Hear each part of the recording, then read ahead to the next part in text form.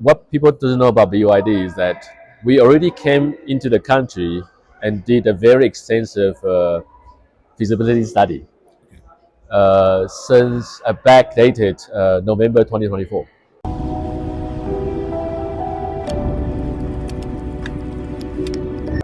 Hi, Steve. Right. Yaz Mutwadia here. I'm from the Mail Yes. and Guardian, Yeah. and I also run my own channel called Talking Comfort. Talking comfort. Yeah, it's a Okay. new channel. Yeah. Um, but YouTube channel or yeah, mainly social media based. okay. Yeah, Where can I find it? TikTok, Instagram, Okay. Okay. and YouTube. We're Okay. starting up slowly as well. Okay. So Yeah, Instagram mostly.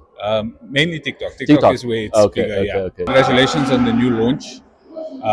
Just have a few questions to ask you. Sure. I see like fresh off another launch, another affordable PHEV in the Yeah. country. Yeah. You've now got two really affordable PHEVs with the Atto 2 and the Sealion 5. Mm-hmm. Can you just talk me through that a little bit, if you don't mind? Like, what's the thinking behind BYD's actions on bringing in two affordable PHEVs around the same price? And also, how's it been going for you guys in the country so far? Okay. Yeah. So obviously, thank you for the question. So basically, the Atto 2 DMI starting price is about 450, and then the Sedan 5 starting price is around 510,000. So it's about 60,000 difference between the two cars. Both vehicles shares similar power trains, but Sedan 5 has it's longer, has more leg room for a bigger family. Atto 2 is smaller, still offer quite enough legroom inside the vehicle, but it's much more easier to operate in city drive. And obviously, both vehicles have different fuel consumptions. So we believe that introducing Atto 2 DMI will service the customer who is in the price range between 380 to about 420,000 rand. I know BYD committed to rolling out charging infrastructure across the country, which you mentioned earlier. I just want to know what's the progress on that, because, like you mentioned, I think before last year, the country didn't experience much sales in new energy vehicles. Now, last year, we've hit over 1,000, and this year, with more affordable PHEVs and EVs coming into the country, um, how far are you with that progress? Because I know that, like, if I give you an example, when I'm testing cars, I'm struggling to find charging stations because there's a lot more new energy vehicles charging at certain stations, and then the next one might be like 20 k's away. So I just wanted to know the progress on that. So obviously, chargers is always going to be charger wasn't a necessity before, Okay. but it will become a necessity in the future because more and more people are now transitioning into the new energy vehicle space, and specifically into BEV and PHEV. So what we are experiencing now, our customers experiencing now, is that they're still charging the car mostly at home, right? So there are two challenges actually. So one challenge is that in the more densified areas, we as a country need to look at more AC chargers to top up. That's important Yeah. to look at. Second challenge area is people that people that doesn't they are people that are not staying in a house. If they're not staying in a house, they will probably stay in the complexes, Yeah. and there's no charge in the complexes. Yes. That's where the challenge is. So, in order to solve this day-to-day charging, you can't find a charger problem. It's just that we need to focus on densify areas Yeah. to provide more charging points, and also working with the party corporate, for example, on the complexes to install more ACs because people need ACs just to top up. Yeah. More and more people understand after they bought a product, they realize that Hey, I only need 45 minutes to charge my car in a day with the AC charger. That's all you need. Yeah. The first BYD launch I came to was when you launched the Seal 7. Yes. And I remember you telling us at that point that you guys are in constant communication with grid cars as well regarding like charging infrastructure. Are you still in communication with them? I remember. We're doing the charger ourselves. Okay. That's why BYD wrote. We're going to roll out the flash charger. Okay. So last year we signed an MOU with ESCOM. After that, we were doing our planning. While we doing our planning for our flash charger 1.0, Yeah. headquarter roll out the flash charger 2.0. Okay. So 1.0, the charging speed was capped at 1,000 kilowatt hour. Yeah. 2.0, we are now sitting at 1,500 Oh. kilowatt power as a charger. Yeah. So we have to adapt the change. That's why we had to delay a little bit with our rollout plan. But this year in South Africa, you will definitely see flash charging. Yeah, Okay. That's exciting news. yeah. Uh, And with flash chargers, right, we changed the whole narrative differently because you will be able to charge your car within 5 minutes. so quicker than you can fill petrol, basically. I won't say much quicker, but Like similar. Yeah, yeah. speed, I mean, yeah. by the time you pay for your fuel, Yeah, yeah, running to the garage to get a yeah. Coke, yeah, it should be around a similar time. Yeah. Then I also wanted to talk to you about the Dolphin Self. Yes. So you came in as the most affordable EV Mm. in the country last year.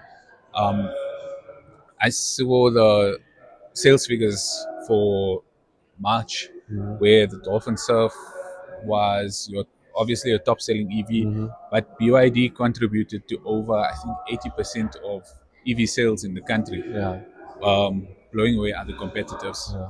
But I know there's also like now other Chinese competitors like Geely and also Chery trying to bring in Yeah.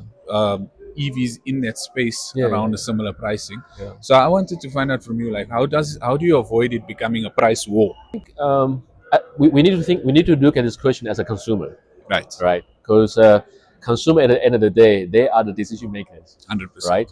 So what BYD is trying to do in South Africa is that we want to bring the technology to South Africa. That's always our mission. We spent a lot of money and time and energy for the past 3.5 years to develop the market. People say that's a first mover advantage, but in today's automotive industry, first movers may not have the advantage Okay. because you have all the other people coming in just trying to copy whatever you do. Yeah. Yeah. However, without the pioneers, there's no market in South Africa. 100%. Remember um, how BYD started the business, how our chairman decided to, in 2022, send a notification out to all the senior managers saying that as from November 2022, we're going to stop producing ICE vehicles. At the time he made that decision, 60% of the revenue from BYD is selling ICE vehicles. So how can you cut out 60% of the revenue Yeah. and change to new energy vehicle just like that? But it takes bold decisions and visions. Yeah. So I think for us, we don't want to entertain the price war. What do we need to do? We need to sort out the real question sit with EV and plug-in hybrids. And what's that? That's the reliability of after-sale services, Okay. part, right, availabilities, RVs, residual values. Yes. If you keep discounting your vehicles, your RV value there's no RV values. Okay. If you keep offering cheap, lower prices into the market, there's no RV values. Yeah, and then we need to help the customers with innovative financing schemes because people are still worried about if I drive this car for 5 years, what is the value of the vehicle? Yeah. Yeah. So these are the things that we work in the background, trying to not just do it for BYD, we actually do it for the market. I know when you came in aggressively with EVs, with the Atto 3, the Dolphin, and then you moved to the Seal. Um, but then last year when you came in with the Sealion 6, That was kind of your entry of plug-in hybrids into the country, right? And then since then, you've done the Sealion 5, the Atto 8, and now also the Atto 2, which is a lot more plug-in hybrids. Now, is that also to do with the direction South Africans are moving in? I mean, I know there's still a lot about range anxiety when it comes to pure EVs in the country, but with PHEVs, that's all taken away. So I just want to know, like, is now like, are you bringing in more PHEVs to see to this market? We're definitely going to continue bring EVs Yeah, and continue doing PHEV because essentially BYD is the only company in this country right now that's doing BEVs and plug-in hybrids, yeah, right? So yes, there are still people worried about range anxieties, yeah. but I think, like I said, last year collectively BEV and PHEV we delivered just under 1,800 units for the country. Yeah. This year in May, our order books in 1 month, our order books is 1,635. So what do you think that's down to? Huh? What do you think that's down to? Like that? Because people start to see how they can utilize this car, how their friends and families bought the product, how they utilize, how did they uh, blend this technology into their lifestyle, and they realize that yes, if you do EV, you do cities and neighborhood town visits. Yeah. If you do PHEV, you do long distance. So when it comes to product selections, it really boils down to what your lifestyle is. What are you going to use this vehicle for? 100%. And then more, they will understand that I hardly drive 300 kilometers in a day. So that range anxiety conversation becomes, what do I really need for my lifestyle? Since you've entered, you like you said, you entered boldly with new energy vehicles in a country that was really still stuck on ICE vehicles, But you're seeing that growth, and you know what? Like, what are the challenges you've had since you've come in, and are you seeing those challenges moving away slowly? Yes, our biggest challenge is product education and customer education, and then also dealer education, salespeople education. It's one word, education. Steve, I have Yeah. one more question. Yes. Right. So I know, like, there's been a call from legacy brands about increasing tariffs on imported vehicles, and there has been investment from other Chinese manufacturers that are going to come in now and start manufacturing in the country. Has there been any talks at all or any plans from BYD to start investing in the future in and manufacturing and assembling vehicles in South Africa? I think what people don't know about BYD is that we already came into the country and did a very extensive feasibility study since backdated November 2024. So I can't promise anything. All I can say is that BYD is always a forward thinker, and then building a factory, increase our local investment. It really boils down to market readiness. Right. So you cannot put up a factory when you're only doing a few hundred cars in a month, Ah. right? So these things, when the market is ready, I think BYD is there. I mean, we already proved to anyone. We came in when no one is talking about. Yeah. Yes, No, no, vehicle. no. Yeah. I definitely agree, and I Yeah. also think there's a. I think you hold an edge in your products because you can see that the quality is there, Yeah. and even with that quality, you still manage to remain affordable. So, I mean, I have no doubt that there's a reason that you are the main NEV player in Europe now. Yes. And I think it's just a matter of time before South Africans also adopt that, and you'll probably be the front runner here as well.